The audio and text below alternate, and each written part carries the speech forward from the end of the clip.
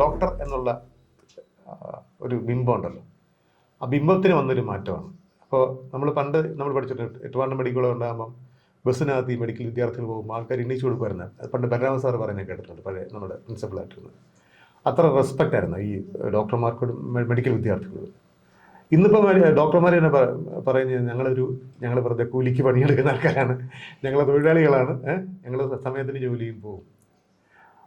അപ്പോൾ ആ ഒരു ചേഞ്ച് ഭയങ്കരമാണ്. ഈ മറ്റേതെന്ന് വെച്ചാൽ ഇപ്പോൾ ഡോക്ടർ ഒരു സിസ്റ്റത്തിൻ്റെ ഭാഗമാണ്.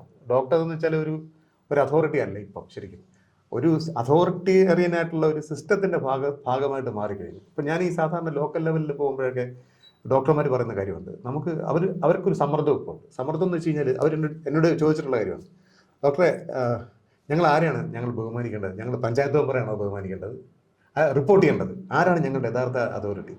പഞ്ചായത്ത് മെമ്പറാണോ, DMO ആണോ, അതോ NHM നാഷണൽ ഹെൽത്ത് മിഷനാണോ? 3 ദൈവങ്ങൾ ഇങ്ങനെ ഇരിക്കുകയാണ്. 3 സ്ഥലത്ത് പോയി തൊഴുതില്ലെങ്കിൽ സമാധാനമില്ല. അപ്പോൾ ഇതുണ്ടാക്കുന്ന സമ്മർദ്ദമുണ്ട്. അപ്പം അവർ പറയുന്നത് ഞങ്ങൾക്ക് ഒരിക്കലും കറക്റ്റായിട്ടുള്ള ഒരു കാര്യം ഇപ്പം ചെയ്യാൻ പറ്റില്ല. അപ്പോൾ DMOക്ക് കറക്റ്റ് ആണെങ്കിൽ പഞ്ചായത്തിന് അത് കറക്റ്റ് ആവണമെന്നില്ല, പഞ്ചായത്തിന് കറക്റ്റ് ആണെങ്കിൽ നാഷണൽ ഹെൽത്ത് മിഷൻ അത് കറക്റ്റ് ആവണമെന്നില്ല. അപ്പോൾ ഈ ഒരു വർക്ക് എന്താണ് സമ്മർദ്ദം, ഈ എസ്പെഷ്യലി പുതിയ മെഡിക്കൽ സ്റ്റുഡൻസ്. പണ്ടാണെങ്കിൽ ഈ BSc കഴിഞ്ഞ് വന്നിട്ട് കുറച്ച് സമരമൊക്കെ ചെയ്ത് കോളേജ് ചെയ്ത് കുറച്ചൊക്കെ ധൈര്യമൊക്കെ ഉള്ള ആൾക്കാരാണ്. പക്ഷെ ഇപ്പോൾ എന്ന് വെച്ചാൽ വളരെ ചെറിയ കുട്ടികളാണ്, അവർക്ക് വേറൊന്നും അറിയത്തില്ല. അപ്പോൾ ഇത് ഒരു നമ്മൾ ഈ പറയുന്നെങ്കിലും ഡോക്ടർമാരെ കുറിച്ചൊക്കെ പറയുന്നുണ്ടെങ്കിലും ഈ ഡോക്ടർമാരുടെ കേപ്പബിലിറ്റി, സ്കിൽ, പുതിയ സാഹചര്യത്തിൽ ജീവിക്കാനുള്ള സ്കില്ല് ശരിക്കും പറഞ്ഞാൽ വളരെ തൂലം കുറവാണെന്ന് എനിക്ക് തോന്നുന്നത്. സാറിൻ്റെ കാര്യത്തെക്കുറിച്ച് സാറിൻ്റെ എന്തെങ്കിലും ഒബ്സർവേഷൻ ഉണ്ടോ? അത് കുറേയൊക്കെ ശരിയാണ്. കാരണം നമ്മൾ നേരത്തെ പറഞ്ഞത് വളരെ ശരിയാണ്. കാരണം ഒരു കാലത്ത് ഡോക്ടർ എന്ന് പറഞ്ഞാൽ ഇപ്പോൾ ഈ കഥ ഞാനും കേട്ടിട്ടുണ്ട്. ഡോക്ടർ ഗംഗാധരനൊക്കെ പറയായിരുന്നു, അദ്ദേഹം മെഡിക്കൽ കോളേജ് ഹോസ്റ്റലിൽ ആദ്യത്തെ ബാച്ച് കണ്ടാണ് സാറ് നാട്ടിൽ പോകാനായിട്ട്. അന്ന് ആ വഴിയാണ് ഫാസ്റ്റ് പാസഞ്ചർ പോയിരുന്നു പോലും. അപ്പോൾ ഹോസ്റ്റലിന് മുമ്പിൽ ഇറങ്ങി നിന്നാൽ മതി, ബസ് അതിലേ വരും. കയറി കഴിഞ്ഞാൽ സീറ്റ് ഇല്ലെങ്കിൽ ആരെങ്കിലും എഴുന്നേറ്റ് കൊടുക്കും. അത് മെഡിക്കൽ സ്റ്റുഡൻ്റ് ആണെന്ന് ഓർക്കണം, ഡോക്ടർ പോലും. അപ്പോൾ ആ കാലം കഴിഞ്ഞിട്ട് ഇതിപ്പോൾ ഈ പറഞ്ഞ മാതിരി ആർക്കും കയറി പെരുമാറാമെന്നുള്ളൊരു സ്ഥിതി. അതെ, അത് ഒരു വലിയൊരു ഫിനോമിനയാണ്. എന്തുകൊണ്ട് സംഭവിച്ചു എന്നുള്ളത് എനിക്ക് തോന്നിയിട്ടുള്ള പബ്ലിക്കിന് ഇപ്പോഴത്തെ കാലത്ത് ഒരു ഡോക്ടറുമായിട്ടുള്ളത് ഇപ്പോൾ ഇംഗ്ലീഷിൽ നമ്മൾ പറയുന്ന ഒരു ലവ് ഹെയ്റ്റ് റിലേഷൻഷിപ്പാണ്. ഡോക്ടർമാർ അവർക്ക് പല കാര്യങ്ങളും ഡോക്ടർമാരിൽ നിന്ന് അറിയണമെന്നുണ്ട്, അവരുടെ സഹായം വേണമെന്നുണ്ട്. അതേ സമയത്ത് എന്തെങ്കിലും പറ്റിപ്പോയാൽ ഡോക്ടറെ കുറ്റപ്പെടുത്താനുള്ള ടെൻഡൻസിയും വളരെ കൂടുതലാണ്. ഇപ്പോൾ ഈ പറഞ്ഞ പോലെ നമുക്കിപ്പോൾ പഴയ പോലെ ഒരു അക്സെപ്റ്റൻസ് ഒന്നിനോടും ഇല്ലല്ലോ. എല്ലാത്തിനും ഞാൻ പറയാറുണ്ട്, ഇപ്പോൾ അടുത്ത കാലത്തൊക്കെ പല സംഭവങ്ങളിൽ ചില കാര്യങ്ങൾ ആകസ്മികമായിട്ട് സംഭവിക്കുന്നതാണ്. പക്ഷെ അത് നമ്മൾ ആ രീതിയിൽ അംഗീകരിക്കുന്നില്ല. അതിന് എന്തെങ്കിലും ഒരാളുടെ തലയിൽ അതൊരു അടിച്ച് അതിപ്പോൾ അങ്ങനെ വരുമ്പോൾ ഏറ്റവും കൺവീനിയൻ്റ് ആയിട്ട് കിട്ടുന്ന ഡോക്ടറാണ്. അപ്പോൾ അത് ഈ പറഞ്ഞ പോലെ ചെറുപ്പക്കാരായ ഡോക്ടർമാർ ഈ പ്രൊഫഷനിലേക്ക് വരുന്നവരിൽ ഉണ്ടാക്കുന്ന ഒരു പ്രഷർ ഭയങ്കരമാണ്. അപ്പോൾ അതോടൊപ്പം തന്നെ എനിക്ക് തോന്നുന്നത് പണ്ടത്തെ പോലെയുള്ള പ്രിപ്പയർഡ്നെസ് അവർക്കില്ല. ഇപ്പോഴത്തെ ഒരു എഡ്യൂക്കേഷൻ്റെ ഒരു പ്രോസസ്സിൻ്റെ ഒരു പ്രത്യേകത കാരണം പരീക്ഷകൾ പാസ്സാകുക എന്നുള്ള ഒരു ഇതിലല്ലാതെ കൂടുതൽ എക്സ്പോഷർ കിട്ടി വരും. പ്രത്യേകിച്ച് ഒരുപാട് കോളേജസ് ഉള്ളതുകൊണ്ട് എല്ലാവർക്കും അധികം പേഷ്യൻസിനെ കാണാൻ പറ്റാത്ത ആശുപത്രികളും ഉണ്ട്. അപ്പോൾ അതെല്ലാം കഴിഞ്ഞ് വരുമ്പോൾ ഇവർക്ക് ഇത് എന്ത് ചെയ്യണം എന്ന് അറിഞ്ഞുകൂടാത്തൊരവസ്ഥയുണ്ട്. അത് അവർ ശരിക്കും പറഞ്ഞാൽ അവരെ ഒന്ന് ഓറിയൻറ്റ് ചെയ്യുക, അതിനുള്ള ട്രെയിനിങ് കൊടുക്കുകയൊക്കെ ചെയ്യേണ്ടതാണ്. അതൊക്കെ ഹെൽത്ത് സർവീസാണ് ഇതിനെക്കുറിച്ചൊക്കെ ആലോചിക്കുകയും ചിന്തിക്കുകയൊക്കെ ചെയ്യേണ്ടത്. അല്ല, ഇതിനെക്കുറിച്ച് ആരും പഠിക്കുന്ന പോലുമില്ല. അപ്പോൾ എന്തുകൊണ്ടാണ് ആശുപത്രികൾ ഡോക്ടർമാർക്കെതിരെയുള്ള ആക്രമണം കൂടുന്നത്? നമ്മളതിനെ നിയമപരമായിട്ട് നമ്മൾ തടയാൻ ശ്രമിക്കുന്നു. അതിനൊരു സോഷ്യോളജിക്കൽ റീസൺ ഉണ്ടല്ലോ. പക്ഷെ എന്തുകൊണ്ട് സംഭവിക്കുന്നുള്ള ഒരു പഠനം ശരിക്കും ആവശ്യമില്ല. അത് ഒന്നുകിൽ ഗവൺമെൻറ് ചെയ്യണം, അല്ലെങ്കിൽ ഹെൽത്ത് സർവീസ് ചെയ്യണം. പക്ഷെ അത് നടക്കുന്നില്ല. അത് ഇപ്പം നേരത്തെ സന്തോഷം പറഞ്ഞ മാതിരി ആരെങ്കിലും ഇപ്പോൾ ഒരു സോഷ്യോളജി ഡിപ്പാർട്ട്മെന്റ് അത് ചെയ്യാൻ തയ്യാറായി അവർ സമ്മതിക്കുന്നില്ല. ആരും സമ്മതിക്കത്തില്ല അങ്ങനെ ഒരു കാര്യം പോലും. അപ്പം ഉദാഹരണമായിട്ട് ഇപ്പം ചില ജില്ലകൾ, അപ്പം കോഴിക്കോട്, കണ്ണൂർ, മലപ്പുറം ജില്ലകളിൽ വാക്സിനേഷനോട് ഒരു വിമുഖതയുണ്ട്. അത് നമ്മൾ ഏതെങ്കിലും ഒരു കമ്മ്യൂണിറ്റിയെ ബ്ലെയിം ചെയ്യുക അല്ലെങ്കിൽ അങ്ങനെ ചെയ്യുക അതിന് പകരം അതൊരു ആന്ത്രപ്പോളജിക്കൽ സോഷ്യോളജിക്കൽ സ്റ്റഡിയാണ്. അവിടെ ഒരു പ്രശ്നമുണ്ട്. എന്താണ് ഒരു പ്രശ്നമുണ്ട്? കാര്യം അവിടെയുള്ള ഒരു സമുദായത്തിലുള്ള ആൾക്കാർ തന്നെയാണല്ലോ തിരുവനന്തപുരത്തുള്ളത്. അവർക്ക് പ്രശ്നമില്ലല്ലോ, അല്ലേ? ആ സമുദായത്തിൽ തിരുവനന്തപുരത്തുള്ളവരാർക്കും കൊല്ലത്തിലാർക്കും വാക്സിനേഷൻ എടുക്കാൻ പ്രശ്നമില്ല. അപ്പോൾ അവിടെ ഒരു ലോക്കലായ അല്ലെങ്കിൽ ഒരു ഹിസ്റ്റോറിക്കലായിട്ടുള്ള എന്തെങ്കിലും ഒരു റീസൺ ഉണ്ടാവും. അപ്പോൾ ഇത്തരം സ്റ്റഡീസ് കൂടെ ഉണ്ടെങ്കിൽ മാത്രമേ ഹെൽത്ത് സർവീസിന്റെ പ്രവർത്തനങ്ങൾ ഭംഗിയായിട്ട് നടക്കും. അത് ഒരു സമയത്ത് നമ്മൾ ചെയ്യുന്നില്ല. അപ്പം നിപ്പയുടെ കാര്യത്തിൽ എടുക്കുക. നിപ്പയുടെ കാര്യത്തിൽ എന്ന് വെച്ചാൽ അത് നമുക്ക് അവിടെ വവ്വാലുകളുടെ മൈഗ്രേഷൻ എന്തെങ്കിലും വ്യത്യാസം ഉണ്ടായിട്ടുണ്ടോ? അതിൻ്റെ ആവാസ വ്യവസ്ഥയിൽ വ്യത്യാസം ഉണ്ടായിട്ടുണ്ടോ? അങ്ങനെയാണെങ്കിൽ എന്ത് തരത്തിലുള്ള കമ്മ്യൂണിക്കേഷനാണ് കൊടുക്കേണ്ടത്? അത് ഏതൊക്കെ സീസണിൽ, നമുക്കിതെല്ലാം കൃത്യമായിട്ട് അറിയാമല്ലോ ഏതൊക്കെ സീസണിലാണ്. ഇത്തരത്തിലുള്ള ഒരു പ്രവർത്തനങ്ങൾ, അതിനു വേണ്ടിയുള്ള ഒരു സ്റ്റഡി ഇത് നമ്മുടെ ഇൻകോപ്പറേറ്റ് ചെയ്തിരുന്നത്, നമ്മുടെ മെഡിക്കൽ സിസ്റ്റത്തിനകത്ത് ഇൻകോപ്പറേറ്റ് ചെയ്യുക, അത് നമ്മുടെ ഒരു വലിയ പരിമിതിയായിട്ടാണ് എനിക്ക് തോന്നുന്നത്. അല്ല അങ്ങനെയല്ലേ സാർ? അത് തീർച്ചയായിട്ടും ഞാൻ പറയുന്നത് ഇപ്പോൾ ഹെൽത്ത് യൂണിവേഴ്സിറ്റിക്കൊക്കെ അതിൽ പലതും ചെയ്യാൻ കഴിയും. പക്ഷെ അങ്ങനെ അവർ പോലും ഇപ്പോൾ ഒരു സ്റ്റഡി ചെയ്യാനായിട്ടുള്ളൊരു സപ്പോർട്ട് സിസ്റ്റം ഒന്നും അവിടെ ഇല്ല. ഇപ്പോൾ നേരത്തെ സൂചിപ്പിച്ചതുപോലെ ഇപ്പോൾ പല പഠനങ്ങളും നമുക്ക് ചെയ്യാനുള്ള സ്കോപ്പുണ്ട്, ആവശ്യമുണ്ട്. പക്ഷെ അത് ചെയ്യാൻ ആര് ചെയ്യും, എങ്ങനെ ചെയ്യും, അതിനുള്ള സപ്പോർട്ട് എവിടെ നിന്ന് കിട്ടും എന്നൊക്കെയുള്ള കാര്യങ്ങൾ, അതിനൊരു സപ്പോർട്ട് സിസ്റ്റം ഉണ്ടാക്കുന്നത് സർക്കാരും ഒക്കെ ആയിരിക്കണം. അത് നമുക്ക് ലഭിക്കുന്നില്ല. പലരും ഇപ്പോൾ അതിന് തയ്യാറായിട്ട് വന്നാൽ പോലും അവർക്കതിന് അനുമതികൾ, അതങ്ങനെ ഒരുപാട് പ്രശ്നങ്ങളുള്ളതുകൊണ്ട് അതിന് എൻ്റെ ഒരു തോന്നൽ വെച്ചാൽ ഒരു പെർസ്പെക്റ്റീവ് പ്രശ്നമുണ്ട്. ഇപ്പോൾ ഉദാഹരണമായിട്ട് നമ്മളിപ്പോഴും പഴയ ഈ ഫെർട്ടിലിറ്റി കൺട്രോളിൻ്റെയും വാക്സിനേഷൻ അങ്ങനെ ആ ഓറിയൻറ്റേഷനിലാണ്. ഒരുപാട് പുതിയ ചേഞ്ചസ് ഇപ്പം ഈ പറയുന്ന ലൈഫ് സ്റ്റൈൽ ഡിസീസിനകത്തൊക്കെ അതൊക്കെ വളരെ മൾട്ടി ഫാക്ടോറിയലാണ് അതെല്ലാം. അപ്പോൾ ആ രീതിയിലുള്ള ഒരു കാഴ്ചപ്പാട് നമ്മൾ പ്രോഗ്രാമിനകത്തുണ്ടെങ്കിലും നമ്മുടെ ആറ്റിറ്റ്യൂഡിനകത്ത് അത് വന്നിട്ടില്ല. ഡോക്ടർമാർ പോലും അവെയർ ആണെന്ന് എനിക്ക് തോന്നുന്നില്ല ഇത്തരം കാര്യങ്ങളെക്കുറിച്ച്. ഒരു ലോക്കൽ ഡോക്ടറിന് തന്നെ പലപ്പോഴും ഇത്തരം കാര്യങ്ങളൊക്കെ ഗസ് ചെയ്യാൻ പറ്റും, പല കാര്യങ്ങൾ ഗസ് ചെയ്യാൻ പറ്റും. അപ്പോൾ അങ്ങനെ ഒരു ഓറിയൻറ്റേഷനും ഇല്ല. രാവിലെ ഹോസ്പിറ്റലിൽ വരുന്നു, പേഷ്യൻസ് തന്നെ നോക്കുന്നു, പോകുന്നു. അങ്ങനെ അതിന് മാറി. പണ്ടത്തെ ഡോക്ടർമാർക്കാണെങ്കിൽ വേറൊരു സംഗതി, ഈ ഹോസ്പിറ്റൽ കഴിഞ്ഞാൽ അവിടെ ഏതെങ്കിലും സ്ഥലത്ത് പോയി പ്രാക്ടീസ് ചെയ്യുന്നൊരു പരിപാടിയുണ്ട്. അപ്പോൾ അവിടുത്തെ ലോക്കൽ ആൾക്കാരൊക്കെ ഇവർക്കെല്ലാം അറിയാം. അവിടുത്തെ ഇങ്ങനെ ഇന്നിപ്പോൾ അതുപോലും നടക്കുന്നില്ല. ഇന്ന് നടക്കുന്നില്ല. എസ്പെഷ്യലി ഈ മെഡിക്കൽ പ്രൊഫഷനകത്ത് ഇപ്പോൾ ഉണ്ടായിട്ടുള്ള വ്യത്യാസം എനിക്ക് തോന്നുന്നു വെച്ചാൽ ഈ പെൺകുട്ടികളുടെ വലിയ കടന്നു വരുവാണ്. അപ്പം ഒരു 70% ഇനിയിപ്പം വരാൻ പോകുന്ന മിക്ക ഡോക്ടർമാരെല്ലാം സ്ത്രീകളായിരിക്കും. ഇപ്പം ഇവരെന്ന് വെച്ചാൽ ഫാമിലി ഉള്ളതുകൊണ്ട് ഇവർ രാവിലെ ക്ലിനിക്കിൽ വരുന്നു, ഉച്ചയാകുമ്പോൾ പോകും. അവർക്ക് ലോക്കൽ ആൾക്കാരുമായിട്ട് ഒരു ബന്ധമില്ല. നമ്മൾ പറയുമ്പോൾ അത് ഒരു സ്ത്രീ വിഷയമായിട്ട് കാണത്തില്ലെങ്കിൽ ഞാൻ അതിനെ ക്രിറ്റിസൈസ് ചെയ്തതല്ല, ഞാനൊരു യാഥാർത്ഥ്യം പറഞ്ഞാണത്. അപ്പം അതിൻ്റെ കൊണ്ട് തന്നെ ഈ സിസ്റ്റത്തിന് ലോക്കലായിട്ടുള്ള വേരുകൾ പണ്ടത്തെ പോലെ ഇപ്പം ഇല്ല. അതൊരു വലിയ പോരായ്മയാണ്. രണ്ടാമത്തെ പ്രശ്നം എന്ന് വെച്ച് കഴിഞ്ഞാൽ ഇപ്പം ഈ മാതൃശിശു ഇതിനെക്കുറിച്ച് തന്നെ എടുത്തു കഴിഞ്ഞാൽ നമ്മുടെ പ്രസവങ്ങളുടെ 26%, 27% മാത്രമേ ഇപ്പോഴും സർക്കാർ സർവീസിലുള്ളൂ. ബാക്കി ഒരു മേജർ പ്രൈവറ്റാണ്. അപ്പം ഇത് ഉണ്ടാക്കുന്ന ഒരു ചില പ്രശ്നങ്ങളുണ്ട്. അപ്പം നമ്മൾ ചുരുക്കി പറഞ്ഞു കഴിഞ്ഞാൽ നമ്മൾ ഈ ഉണ്ടാക്കുന്ന പല ബെനിഫിറ്റ്സും ആക്ച്വലി പ്രൈവറ്റ് സെക്ടറിൻ്റെ കൂടി ഒരു പക്ഷേ മേജർ അല്ലേ? അത് ശരിയാണോ? ഒരു മേജർ അവരുടെയും കൂടെ സംഭാവനയാണ് അത്. അങ്ങനെ നമുക്ക് പറയാൻ പറ്റുമോ? കുറേയൊക്കെ പറയാം. കാരണം ഇപ്പോൾ നേരത്തെ പറഞ്ഞ പോലെ നമ്മുടെ ഒരു അച്ചീവ്മെൻ്റ് കൂടുതലും ഒരു മാതൃശിശു സംരക്ഷണ മേഖലയിലാണ്.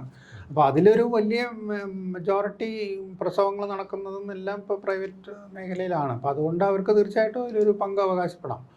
അത് ഞാൻ പണ്ടൊരു പഠനം നടത്തിയെന്ന് ഞാനതിൽ പറഞ്ഞിട്ടുള്ള ഒരു കാര്യമുണ്ട്. അതായത് ഈ ഡിമാൻഡ് ക്രിയേറ്റ് ചെയ്തത് നമ്മുടെ സർക്കാർ സ്ഥാപനങ്ങളാണ്. കാരണം സ്ഥാപനമുണ്ട്, ഇങ്ങനെ പ്രസവം, ആൻറ്റിനേറ്റൽ കെയറും പ്രസവവും എല്ലാം അത്യാവശ്യമാണ്, ഇങ്ങനെ ഹോസ്പിറ്റലൈസ് ചെയ്യേണ്ട കാര്യമുണ്ട് എന്നുള്ള ഒരു മെസ്സേജ് കൊടുത്തു കഴിഞ്ഞപ്പോൾ പിന്നെ അവർ അവരുടെ സൗകര്യം നോക്കി പ്രൈവറ്റിലേക്ക് പോയി. അതാണ് കാരണം അവിടെ കുറച്ചുകൂടെ സൗകര്യമുണ്ട്.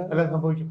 അതെ, നാച്ചുറലി. ഇവിടുത്തെ ഈ എഡ്യൂക്കേഷനിലൊക്കെ പറഞ്ഞ പോലെയാണ്. എഡ്യൂക്കേഷന് ഒരു ഡിമാൻഡ് നമ്മുടെ സാധാരണ സ്കൂളുകളാണ് അത് ഉണ്ടാക്കിയത്. പക്ഷെ അത് ഉണ്ടാക്കി കഴിഞ്ഞപ്പോൾ മിഡിൽ ക്ലാസ് ഒക്കെ ആയപ്പോഴത്തേക്കും അവർക്ക് ഈ സൗകര്യം പോരാ, അപ്പുറത്തെ സ്കൂളിൽ കുറച്ചുകൂടെ മെച്ചമാണോ എന്നുള്ളത് വേറെ ക്വസ്റ്റ്യൻ. പക്ഷേ എന്നാലും അവർക്ക് പെർസെപ്ഷൻ അങ്ങനെ വരുന്നുണ്ട്. അല്ല, അതൊരു കുറ്റമായി ഒരു പ്രശ്നമായി കാണാതിരിക്കുകയാണെങ്കിൽ നമുക്ക് എന്തോ കേരളത്തിൽ അങ്ങനെയാണെങ്കിൽ ഇതിനെ ബന്ധിപ്പിച്ചുകൊണ്ടുള്ള ഒരു സംവിധാനം നമുക്ക്, അതായത് പ്രൈവറ്റ് പബ്ലിക് പാർട്ട് എന്ന് പറയുന്ന ഞാനത് പലപ്പോഴും പറയാറുണ്ട്. അതായത് ഈ പ്രൈവറ്റ് എന്തായാലും നമുക്ക് പ്രൈവറ്റ് ഇനി നമ്മുടെ കൂടെ ഉണ്ടാവും. അതെനിക്ക് തോന്നുന്നില്ല അടുത്ത കാലത്തൊന്നും നമ്മുടെ ജനറേഷനിലൊന്നും പ്രൈവറ്റ് ഹോസ്പിറ്റൽ ഇല്ലാത്തൊരു സ്ഥാപനത്തിലേക്ക് പോകുമെന്ന് തോന്നുന്നില്ല. അപ്പോൾ അങ്ങനെ വരുമ്പോൾ അവരെ നമ്മൾ ഈ സിസ്റ്റത്തിന് ഇണക്കി ചേർക്കുന്നത് എങ്ങനെയാണെന്നുള്ളത് അതിനെക്കുറിച്ച് അതാണ് വേറെ ഒരു വലിയ ഇഷ്യൂ. ഇതാണ് ഈ പറഞ്ഞ പോലെ തന്നെയാണ്. അതായത് സർക്കാർ സർവീസിൽ ഇപ്പോൾ അതിന് തലപ്പത്തിരിക്കുന്നവർക്കും എല്ലാം തന്നെ ദേ ആർ ലൈക്ക് ഇങ്ങനെ ഒരു സാധനം ഇല്ല എന്ന് പ്രിറ്റൻഡ് ചെയ്തുകൊണ്ടിരിക്കുകയാണ്. പ്രൈവറ്റ് സെക്ടർ അവിടെ വലിയൊരു ആനയുണ്ട്, ആനയെ കണ്ടില്ല എന്ന് നടിച്ചുകൊണ്ടിരിക്കുകയാണ്. പക്ഷെ അത് കണ്ടില്ല എന്ന് നടിച്ചിട്ട് കാര്യമില്ലല്ലോ. ഇപ്പോൾ കൂടുതൽ അവർ നമ്മുടെ ഇതിലേക്ക് സാധാരണക്കാർ പോലും അങ്ങോട്ട് കൂടുതൽ പൈസ ഇല്ലെങ്കിൽ പോലും എങ്ങനെയെങ്കിലും പ്രൈവറ്റിൽ എത്തിപ്പെടാൻ പാടുപെടുന്ന ഒരു ലെവലിലേക്ക് നമ്മൾ എത്തിയിട്ടുണ്ട്. അത് എന്തുകൊണ്ടാണെന്ന് നമുക്ക് തിരിച്ചറിവ് വരണ്ടേ? തിരിച്ചറിവ് വേണം. ഇപ്പം ശ്രമിച്ചുകൊണ്ടിരിക്കുന്നത് സർക്കാർ ആശുപത്രിയിൽ നിന്ന് സേവനം ഉണ്ടായി കഴിഞ്ഞാൽ ഇവിടെ തന്നെ പ്രസവിക്കണം എന്നുള്ളത്. അപ്പോൾ അത് പലപ്പോഴും ആൾക്കാർക്ക് അക്സെപ്റ്റബിൾ ആവണമെന്നില്ല. അത് നമുക്ക് നിയന്ത്രിക്കാനും പറ്റത്തില്ല. അപ്പോൾ അവർക്ക് അങ്ങനെ പിടിച്ചു നിർത്താം. അപ്പോൾ ആ രീതിയിൽ നമ്മളായിട്ടൊരു പുതിയ മോഡൽ ആക്ച്വലി നമ്മൾ ഉണ്ടാക്കിയെടുക്കേണ്ട ആണ് ആക്ച്വലി വേണ്ടത്. അപ്പോൾ ഈ ഒരു സാഹചര്യത്തിൽ നമ്മുടെ ഇൻഷുറൻസിനെ നമുക്ക് എങ്ങനെ ഉപയോഗിക്കാൻ പറ്റും? സാറിൻ്റെ നേരത്തെ ഒരു പഠനം ഞാൻ വായിച്ചു ഓർന്നു, കുറേ നാൾ മുമ്പാണ്, 80s മറ്റേ പഠനമാണ്, ഈ ലോക്കൽ സെൽഫ് ഗവൺമെൻറ്റിനെ കൂടെ ഉൾപ്പെടുത്തിക്കൊണ്ടുള്ള ഒരു ഈസ് ഇറ്റ് പോസിബിൾ അങ്ങനെ ഒരു ഇൻഷുറൻസ് സ്കീം, ഒരു ഫിനാൻഷ്യൽ സ്കീം നമുക്ക് വളർത്തിയെടുക്കാൻ പറ്റും? ഇതിൽ വന്നേക്കുന്ന അത് നമ്മളൊരു വലിയ വിഷയമാണോ, അതിലേക്ക് പോയില്ല. കാരണം നമ്മളെ ഇപ്പോൾ ഗവൺമെൻറ് ഓഫ് ഇന്ത്യയുടെയും ചൂട് പിടിച്ചുകൊണ്ട് ഇപ്പോൾ കേരളത്തിലും എല്ലാം ഈ ഹെൽത്ത് ഫിനാൻസിങ് എന്ന് പറയുന്നത് ഇൻഷുറൻസിലേക്ക് മൂവ് ചെയ്തുകൊണ്ടിരിക്കുകയാണ്. കാരണം അതാണ് അതിൽ വേറെ ഒരുപാട് പ്രശ്നങ്ങളുണ്ട്. അതിലുള്ള ഒരു പ്രശ്നം എന്താണെന്ന് വെച്ചാൽ പല പഠനങ്ങളും കാണിക്കുന്നത് ഇപ്പോൾ ഇൻഷുറൻസിലേക്ക് ഇത് തള്ളിക്കഴിയുമ്പോൾ ശരിക്ക് ആശുപത്രിയിലേക്ക് കൊടുക്കേണ്ട ബഡ്ജറ്റുകൾക്ക് കുറവ് വരുന്നു. അപ്പോൾ ഈ പൈസ ഇൻഷുറൻസിന് കൊടുത്തിട്ടുണ്ടല്ലോ, ഇനി അവർ നോക്കിക്കോളും എന്നുള്ള രീതിയിലുള്ള അത് ശരിയല്ല. കാരണം നമ്മുടെ ഗവൺമെൻറ് ഹോസ്പിറ്റലിൻ്റെ ഇൻഫ്രാസ്ട്രക്ചർ ഗവൺമെൻറ്റിൻ്റെ ഉത്തരവാദിത്തമാണ്. അല്ല, ഇൻഫ്രാസ്ട്രക്ചർ മാത്രമല്ല, അവിടുത്തെ സെറ്റപ്പും ഫെസിലിറ്റീസും മരുന്നുകളും എല്ലാം. അത് കഴിഞ്ഞിട്ട് വരുന്ന ഇൻഷുറൻസിലാണ് ഈ പ്രശ്നം വരുന്നത്. അപ്പോൾ പക്ഷേ ഇൻഷുറൻസ് എനിക്ക് തോന്നുന്നു നേരത്തെ പറഞ്ഞ പോലെ ഇൻഷുറൻസ് ഹിയർ ടു സ്റ്റേ. അത് നമ്മളൊക്കെ ആദ്യകാലത്ത് ഒരുപാട് ഇത് സൂക്ഷിക്കണം എന്നൊക്കെ പറഞ്ഞാണ്. അപ്പോൾ ഞാനെപ്പോഴും പറയും, അതിൽ അന്ന് സംസാരത്തിന് എനിക്ക് ഓർമ്മയുള്ളൊരു കാര്യം, ആ കാര്യം പറഞ്ഞപ്പോൾ ഞങ്ങൾ പറയാതെ തന്നെ ഒരു ചർച്ചയ്ക്കിടയിൽ ഇങ്ങോട്ട് ഉത്തരവാദിത്വത്തോടു കൂടി അത് ഉന്നയിച്ച ഏക പൊളിറ്റീഷ്യൻ എന്ന് പറയുന്നത് ഈയിടെ മരിച്ചുപോയ കുട്ടി അഹമ്മദ് കുട്ടിയാണ്. അദ്ദേഹം ലോക്കൽ ഇതിൻ്റെ മന്ത്രിയായിരുന്നു. അപ്പോൾ അദ്ദേഹം ഇങ്ങനെ പറഞ്ഞു, ഡോക്ടറെ ഈ ഇൻഷുറൻസ് ഒക്കെ തള്ളിക്കയറി വന്നാൽ നമുക്ക് ആകെ പ്രശ്നമല്ലേ. അങ്ങനെ പോലും വേറെ നമ്മുടെ വലിയ ഇടതുപക്ഷക്കാരൊന്നും ചോദിച്ച് ഞാൻ കേട്ടിട്ടില്ല. അദ്ദേഹം അത് കൃത്യമായിട്ട് പറഞ്ഞു. അപ്പം ഞങ്ങളതിനെക്കുറിച്ച് അതിൻ്റെ പ്രോസ് ആൻഡ് കോൺസ് ഒക്കെ പറഞ്ഞു കൊടുത്തു. പക്ഷേ ഏതായാലും ഗവൺമെൻറ് ഓഫ് ഇന്ത്യയുടെയൊക്കെ ഒരു തള്ളങ്ങോട്ടാണ്. അപ്പോൾ അത് തന്നെ നമുക്ക് ഫോളോ ചെയ്യേണ്ടി വരും. കാരണം നമ്മളൊരു സ്റ്റേറ്റ് ആണല്ലോ. അപ്പോൾ അതിനല്ലാതെ ഈ ഇൻഷുറൻസിന് അപ്പുറമുള്ള ഒരു കംപ്ലീറ്റ്ലി സ്റ്റേറ്റ് ഫണ്ടഡ് ഒരു ഇൻഫ്രാസ്ട്രക്ചറിലോട്ട് ഒരു ഹെൽത്ത് സിസ്റ്റത്തിലോട്ട് ഇനി നമുക്ക് ആലോചിക്കാൻ പറ്റില്ല. അങ്ങനെ വരുമ്പോൾ ആളുകൾക്ക് ഇപ്പോൾ ഏറ്റവും അടുത്ത ലോക്കൽ ഹോസ്പിറ്റൽ ഏതാണെന്നുള്ള ആ രീതിയിൽ ഇപ്പോൾ പ്രൈവറ്റിനെ കൂടെ ഇൻക്ലൂഡ് ചെയ്തുകൊണ്ട്, അപ്പോൾ അങ്ങനെ ഒരു സജഷനൊക്കെ പണ്ടൊക്കെ പറഞ്ഞിരുന്നു. അതായത് ഒരു പ്രൈമറി കെയർ ലെവലിൽ പ്രവർത്തിക്കാൻ തയ്യാറായിട്ടുള്ള ഇപ്പം ചെറിയ ആശുപത്രികൾ. അപ്പോൾ അവർ ഒരുപാട് കഷ്ടപ്പെടുന്നുണ്ട്. ഇപ്പം പ്രൈവറ്റ് ആശുപത്രിയിൽ തന്നെ ചെറിയ ആശുപത്രികൾ സ്ട്രഗിൾ ചെയ്യണം. അപ്പോൾ അങ്ങനെ വരുമ്പോൾ അവിടെ ലോക്കൽ കാര്യങ്ങൾ അവർ ഏറ്റെടുക്കുന്നുണ്ടെങ്കിൽ അവരുമായിട്ടൊരു കരാറുണ്ടാക്കുക ഗവൺമെൻറ്, അങ്ങനെ പഞ്ചായത്തോ ഡിസ്ട്രിക്ട് ലെവലിലോ എങ്ങനെയാണെന്ന് അറിഞ്ഞുകൂടാ. അപ്പോൾ ആ രീതിയിൽ അവരെയും കൂടെ ഇൻക്ലൂഡ് ചെയ്തുകൊണ്ടുള്ള ഒരു മൾട്ടി ടയേർഡ് സിസ്റ്റത്തിലേക്കൊക്കെ നമ്മൾ പോകേണ്ടി വരും. കാരണം വെച്ചാൽ നമ്മുടെ ഈ ഓൾഡ് ഏജ് പോപ്പുലേഷൻ അങ്ങനെ ഇൻക്രീസ് ചെയ്യണം. നമുക്കത് നമ്മൾ മക്കളെയൊക്കെ കുറ്റം പറയുന്നുണ്ട്, നോക്കുന്നില്ല. പക്ഷെ അത് ആക്ച്വലി എന്ന് വെച്ചാൽ അത് അവരുടെയൊക്കെ പരിധിക്ക് പുറത്താണ്. ഈ ഒരു അസുഖം വന്നു കഴിഞ്ഞാൽ നോക്കുക, പരിചരിക്കുക, അതൊരു കമ്മ്യൂണിറ്റി ഏറ്റെടുത്താലേ പറ്റത്തുള്ളൂ. ഇപ്പം നമുക്കിപ്പോൾ ഒരുപാട് സക്സസ്ഫുൾ, ഇപ്പം കുടുംബശ്രീ അല്ലെങ്കിൽ ഗ്രാമീണ ബാങ്ക്, ഇപ്പോൾ പാലിയേറ്റീവ് കെയർ, ഇതൊക്കെ നമ്മൾ സക്സസ്ഫുൾ മോഡൽസ് ആണല്ലോ. അപ്പോൾ ഇതുപോലെ തന്നെ ഫിനാൻഷ്യൽ സപ്പോർട്ട് കൊടുക്കാൻ പറ്റുന്ന ഒരു ബഫർ, ഒരു ഏരിയ, അതെ. അപ്പോൾ ഈ എൽഡർലി കെയറിലും പ്രത്യേകിച്ച് ഹെൽത്ത് കെയറിലും പ്രൈവറ്റ് പ്രത്യേകിച്ച് ചെറിയ സ്ഥാപനങ്ങളെ ഉൾപ്പെടുത്തിക്കൊണ്ടുള്ള ഒരു മോഡലിലേക്കൊക്കെ നമുക്ക് പുതിയ ചിന്തിക്കേണ്ടി വരും. അതെ. അപ്പോൾ അങ്ങനെയാണെങ്കിൽ എനിക്ക് അവസാനമായിട്ട് ചോദിക്കാനുള്ള ഇതാണ്, നമുക്ക് ഈ സോക്കോൾഡ് കേരള മോഡൽ, അതിനെ എങ്ങനെയൊക്കെ നമുക്ക് പുതിയ മോഡലാക്കാൻ വേണ്ടി എന്തൊക്കെ കാര്യങ്ങൾ നമുക്ക് ചെയ്യാൻ പറ്റും? അല്ലെങ്കിൽ എന്താ പുതിയ ചലഞ്ചസ് നമുക്ക് എങ്ങനെയൊക്കെ ഡീൽ ചെയ്യാൻ പറ്റും?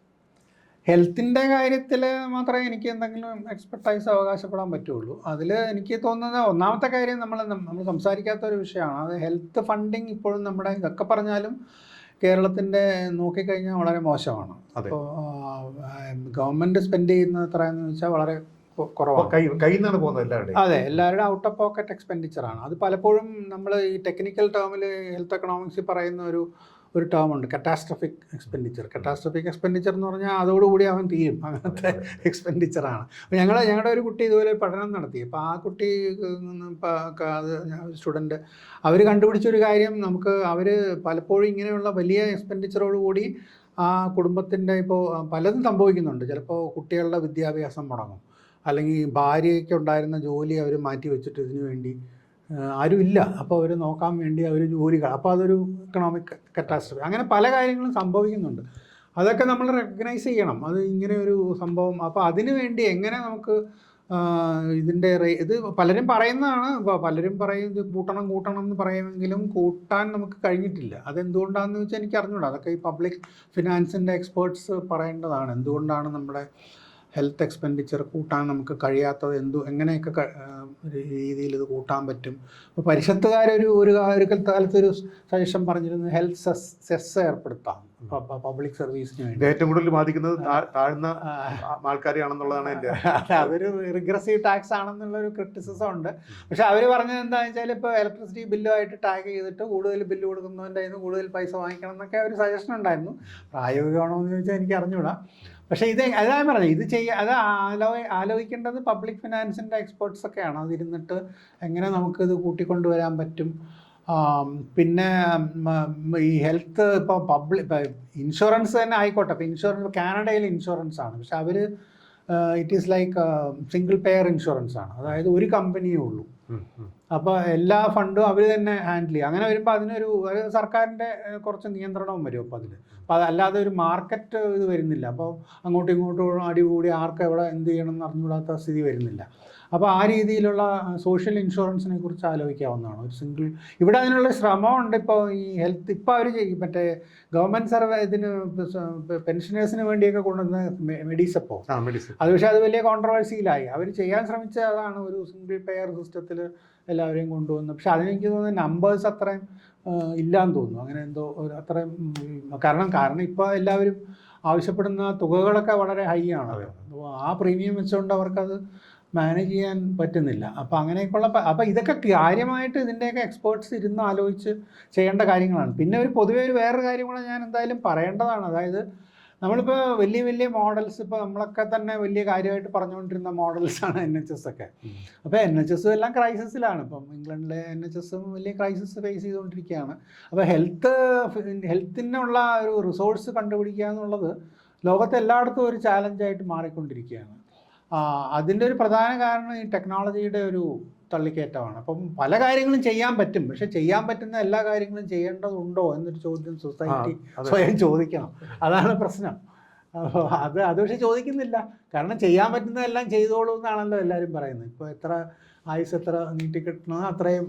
അപ്പോൾ ഇപ്പോൾ അതിനുള്ള ഇപ്പോൾ ജീൻ തെറാപ്പിയൊക്കെ വരുന്നുണ്ട്. ഇപ്പോൾ നമുക്ക് എന്തെങ്കിലും അസുഖം ഉണ്ടെങ്കിൽ അത് ജീൻ മാറ്റി വേറൊന്നും, അപ്പോൾ അതിനൊക്കെ ഭയങ്കരമായ ചിലവായിരിക്കും. അപ്പോൾ അത് വന്നു കഴിഞ്ഞാൽ ആളുകൾ എന്തായാലും ഒരു ഡിമാൻഡ് ചെയ്യും. ഇപ്പോൾ വേറൊരു സംഭവം താങ്കൾക്ക് അറിയാമെന്നറിയില്ല. ഒരു കോടതി വിധി ഉണ്ടായിരുന്നു. ഒരു വളരെ റെയറായിട്ടുള്ള ഒരു ജനറ്റിക് ഡിസീസ് ഉണ്ട്. അത് വന്നു കഴിഞ്ഞാൽ അതിനൊരു എൻസൈം ഇഞ്ചക്ഷൻ എടുത്താൽ അത് മാനേജ് ചെയ്ത് കൊണ്ടുപോകാൻ പറ്റും.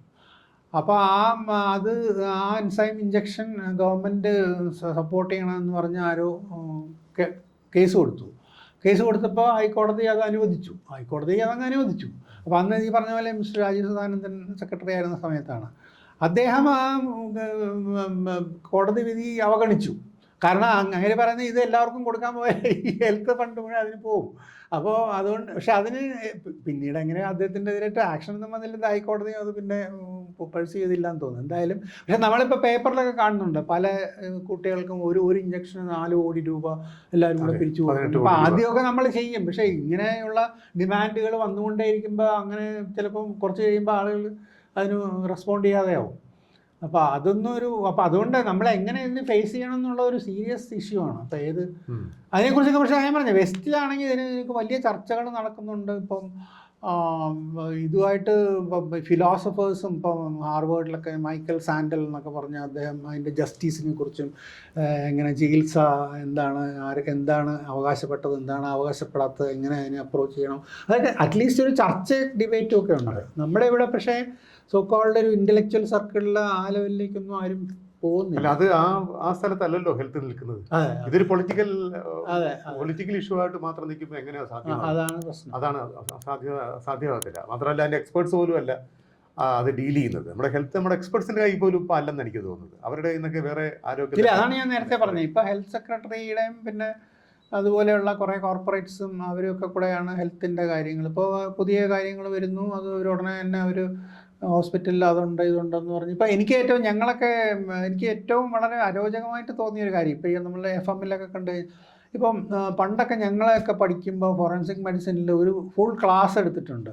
അതായത് ഒരു ഡോക്ടർ എത്ര വലിപ്പമുള്ള ബോർഡ് വയ്ക്കാം, അതിൽ എത്ര അതിൻ്റെ അക്ഷരത്തിന് എത്ര മുഴുപ്പുണ്ടാകാം, അതിനപ്പുറം പോയ അണ്ണെത്തിക്കലാണെന്നൊക്കെ കന്ദസ്വാമി സാറാണ് എന്നെ പഠിപ്പിച്ചത്. അതെ. ഇപ്പോൾ ഇത് തുറന്നു നോക്കിയാൽ കാട്ടാക്കടയിൽ മറ്റേ ആശുപത്രിയിൽ ഇന്ന ഡോക്ടർ ഇന്നത് ചെയ്യുന്നുണ്ട്, മറ്റേതിനേക്കാളും ചിലവ് കുറച്ച് ചെയ്യുന്നുണ്ട്, അല്ലെങ്കിൽ മറ്റേ എക്യുപ്മെന്റ്. ഇത് സാധാരണ ഈ സ്വർണ്ണക്കടയുടെ പരസ്യം പോലെയല്ലോ. അതിനെക്കുറിച്ച് നമുക്കൊരു ലജ്ജ പോലും തോന്നുന്നില്ല. അതെന്തുകൊണ്ടാണ് എനിക്ക് മനസ്സിലായിട്ടില്ല. അതിന്റെ ഏറ്റവും വലിയ പ്രശ്നം എന്ന് വെച്ച് കഴിഞ്ഞാൽ ഈ മെഡിക്കൽ സിസ്റ്റം ആൾക്കാരുമായിട്ട് ബന്ധപ്പെടുന്ന ഒരു ട്രസ്റ്റിന്റെ മുകളിലാണ്, ഒരു സോഷ്യൽ ട്രസ്റ്റ് എന്ന് പറയുന്നത്. ഈ ട്രസ്റ്റ് അങ്ങ് പോവുകയാണ്. അത് എക്സാക്ട്ലി അതാ ഞാൻ പറഞ്ഞത്. അപ്പം നേരത്തെ ഉണ്ടായിരുന്ന ഒരു വലിയ ട്രസ്റ്റാണ്. എന്തൊക്കെ പറഞ്ഞാലും ഇപ്പോൾ പഴയ കാലത്ത് ഡോക്ടർമാർ അവർ വലിയ പ്രാക്ടീസൊക്കെ ചെയ്യുമായിരുന്നു, പക്ഷേ ഡോക്ടർ എന്ന് പറയുന്നതിന് ഒരു ട്രസ്റ്റ്, മെഡിക്കൽ സിസ്റ്റത്തിനോട് ഒരു ട്രസ്റ്റ് ഉണ്ടായിരുന്നു. അതിപ്പോൾ മിക്കവാറും നഷ്ടപ്പെട്ടു. അപ്പോൾ നമ്മൾ കടയിൽ പോകുന്ന പോലെ തന്നെയാണ് ആളുകൾ അപ്രോച്ച് ചെയ്യുന്നത്. അതുകൊണ്ടാണ് തരം കിട്ടിയ 2 കൊടുക്കാമെന്ന് വിചാരിച്ചത്. അതായത് അത് മെഡിക്കൽ ഓർഗനൈസേഷൻ പോലും അതിനെക്കുറിച്ച് അവെയറല്ല. കാരണം വെച്ചാൽ നമ്മളിപ്പോൾ ഒരു പേഷ്യന്റിനെ വളരെ ശരിയായ രീതിയിൽ ICUയിൽ ചികിത്സിക്കാൻ പോവുകയാണെങ്കിലും ജനം വിചാരിക്കുന്നത് ആള് തട്ടിപ്പോയി, ഇവന്മാര് വെറുതെ അകത്ത് വെച്ച് അപ്പം ടോട്ടൽ ഒരു ആ ട്രസ്റ്റ് എന്നുള്ള സാധനം അങ്ങ് നഷ്ടപ്പെടുകയാണ്. നഷ്ടപ്പെട്ടു കഴിഞ്ഞാൽ പിന്നെ അതിനകത്ത് സംഘർഷം ഉണ്ടാകാൻ വളരെ എളുപ്പമാണ്. അതെ, ഒരാളെ പോലും അത് നല്ല ഉദ്ദേശത്തിലാണ് എന്തെങ്കിലും ചെയ്യുന്നതെന്നൊരു വിചാരം മനുഷ്യരുടെ മനസ്സിൽ നിന്ന് പോയി അതെന്തോ അവർക്ക് നേടാനുള്ള അത് ഭയങ്കരമായിട്ട് പ്രാക്ടീസിനെ വളരെ നെഗറ്റീവായിട്ട് ബാധിക്കുന്നുണ്ട്. നമ്മൾ പല കേസും ചികിത്സിക്കാവുന്ന കേസ് പോലും നമ്മൾ എടുക്കത്തില്ല. രക്ഷപ്പെടുത്താവുന്ന ഒരു എമർജൻസി ഡോക്ടർമാർ ഭയങ്കര ഡിഫെൻസീവായി. അപ്പോൾ രക്ഷപ്പെടുത്താവുന്ന ഒരു അല്പം റിസ്ക് എടുത്ത് രക്ഷപ്പെടുത്താവുന്ന ഒരു കേസ് പോലും രക്ഷപ്പെടുത്താൻ പറ്റുന്ന ഒരു വലിയ പതനത്തിൽ അത് ശരിക്കും പറഞ്ഞ ഒരു വലിയൊരു കഷ്ടമാണ്. അത് അങ്ങനെ ചെയ്തില്ല പിന്നെ എന്തിനാണ് ഈ മെഡിക്കൽ സിസ്റ്റം അല്ലേ? അങ്ങനെ ചെയ്യാൻ പറ്റിയില്ല പിന്നെ ഡോക്ടർ എന്തിനാണ്, ഒരു ഹോസ്പിറ്റൽ എന്തിനാണ്? അപ്പോൾ അത്തരം ഒരു സിറ്റുവേഷനിലേക്ക് നമ്മൾ പോയി നിൽക്കുക.